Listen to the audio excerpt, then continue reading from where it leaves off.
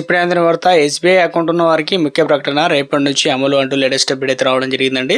So ఆ వివరాలు ఏంటనేది కూడా వీడియోలో తెలుసుకుందాం. వీడియోని చివరి వరకు చూడండి, అర్థమవుతుంది. మొదటిసారి ఛానల్ వస్తే తప్పకుండా సబ్స్క్రైబ్ చేసుకోండి. చూస్తున్నారు కానీ లైక్ చేయడం మర్చిపోతున్నారు, వెంటనే లైక్ చేయండి. దేశంలోనే ప్రభుత్వ రంగ బ్యాంకుల్లో స్టేట్ బ్యాంక్ ఆఫ్ ఇండియా తొలి స్థానంలో ఉంది. అయితే ఎక్కువ మంది ఖాతాదారులు ఉన్న బ్యాంకు మనకు ప్రభుత్వ రంగ బ్యాంక్ గుర్తించేది ఎస్బీఐ కదా. తర్వాత హెచ్డిఎఫ్సి ఉంటుంది. అయితే ఇప్పుడు ఎస్బీఐకి దాదాపు 52 కోట్ల పైగా ఖాతాదారులు ఉన్నారు, అకౌంట్ కలిగి ఉన్నారనమాట. అయితే తమ బ్యాంక్ ఖాతాదారులకు ఆర్బీఐ హెచ్చరికలు జారీ చేసింది. ఏంటంటే మీకు ఎస్బీఐ అకౌంట్ ఉండి కనుక క్రెడిట్ కార్డ్, డెబిట్ కార్డు ఉన్న దీని గురించి మీరు కంపల్సరీ తెలుసుకోవాలన్నమాట.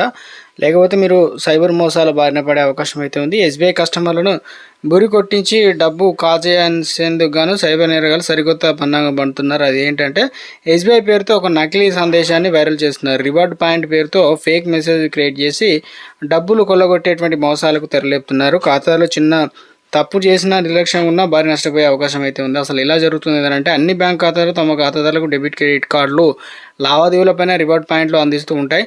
అందులో భాగంగా ఎస్బీఐ కూడా రివార్డ్ పాయింట్ని అయితే అందిస్తున్నాయి. ఈ పాయింట్లను మొబైల్ రీఛార్జ్ కావచ్చు, ఆన్లైన్ షాపింగ్ కావచ్చు, ఇతర కొనుగోళ్ల కోసం ఉపయోగించుకునే ఛాన్స్ ఇచ్చారు. దీనివల్ల మీకు ప్రొడక్ట్స్ పైన భారీగా తగ్గింపు అయితే లభిస్తుంది. రివార్డ్ పాయింట్ గడువు 2 సంవత్సరాలు మాత్రమే ఉంటుందని, అప్పటిలోగా ఉపయోగించకపోతే ఆ తర్వాత పనిచేయమంటూ బ్యాంకింగ్ కస్టమర్లకు ఈ రివార్డ్ పాయింట్ ఎక్కువ దృష్టి పెడుతుండడంతో మోసగాళ్ళు దీన్ని అవకాశం తీసుకుంటున్నారు. రివార్డ్ పాయింట్ పేరుతో నకిలీ సందేశాలు పంపి రిడీమ్ చేసుకునేలా కస్టమర్లకు ఆశ పెడుతున్నారన్నమాట. అనంతరం కొన్ని క్షణాల్లో వారి బ్యాంక్ అకౌంట్ నుంచి డబ్బులు అనేది కాజేస్తున్నారు.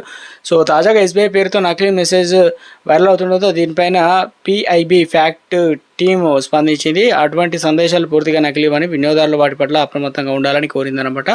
ఎస్బీఐ తన వినియోగదారులకు ఎస్ఎంఎస్ లేదా వాట్సాప్ ద్వారా కూడా ఎటువంటి లింక్ లేదా ఏపీకే ఫైల్ని కూడా పంపిణీ దానిని డౌన్లోడ్ చేసుకోమని ఎప్పుడూ కోరదని అంటే పిఐబి స్పష్టం చేసింది. ఇలాంటి సందేశాలు సైబర్ నేరాలు పంపి వాటి ద్వారా వినియోగదారులు బ్యాంకింగ్ సమాచారాన్ని దొంగలిస్తారన్నమాట. మీరు అలాంటి ఏపీకే ఫైల్ను డౌన్లోడ్ చేస్తే కనుక మీ మొబైల్ మాల్వేర్ ఇన్స్టాల్ కావచ్చు. ఈ మాల్వేర్ మీ వ్యక్తిగత డేటా, బ్యాంక్ ఖాతా సమాచారం, ఓటీపీ, ఇతర సున్నితమైన సమాచారాన్ని దొంగలిస్తుంది. దీని ద్వారా మీ బ్యాంక్ అకౌంట్లో నగదు అనేది కాజేస్తారన్నమాట.